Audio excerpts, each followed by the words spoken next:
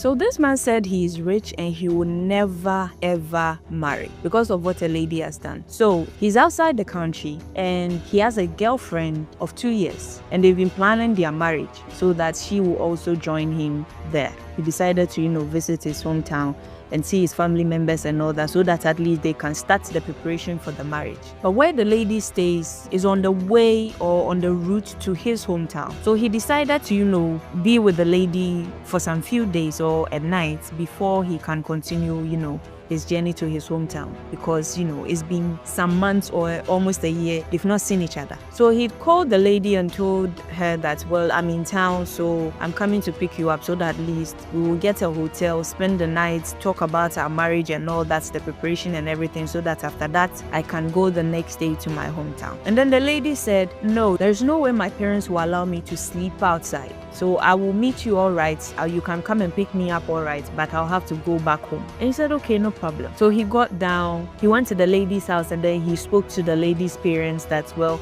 they are, going to have some talks and all that, and they will spend a day or so. The parents agreed. But when they got to the hotel, he paid and everything. They had food, drinks, he had a good time, started talking about their marriage, and he was suggesting that they get married somewhere in December. But the lady said no, she wanted it earlier. So they were still, talking about it, trying to, start the preparation and all that. And then in the evening, the lady said, well, I have to go. I have to go back home. It's late, so can you drop me off? And he said, okay, sure. So when the lady said he should drop her off, he decided to then check out and also, go, because he felt like, well, if she is going back home and he will be the only one in the room, then it's best for him to, continue with his journey so that at least he can cover some distance. So he decided to check out. And then the lady said, wait, are you checking out right now? He said, yes. And then the lady said, no, if you check out now, the receptionist will take the money and then make someone else book that room and cover it up. And then he was like, well, I don't really care about that.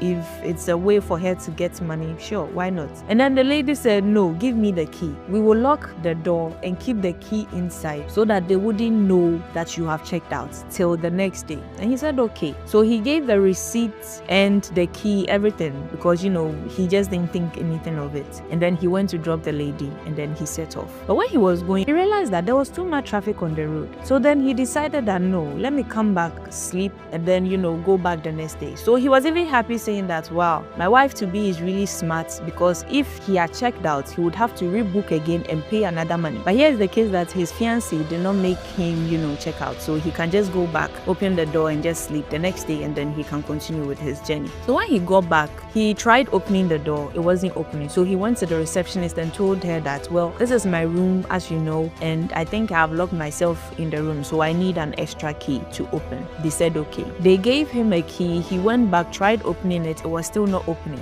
So he went back to the receptionist and told her that the key is not working. Then they came back with a security man. They tried opening the door again, yet it wasn't opening. So they realized that somebody is inside. And then they kept knocking. And then someone opened the door. So this man was even thinking that what his fiancée said is right. Maybe the receptionist has rebooked somebody for that room. The receptionist was like, no, I haven't booked anything.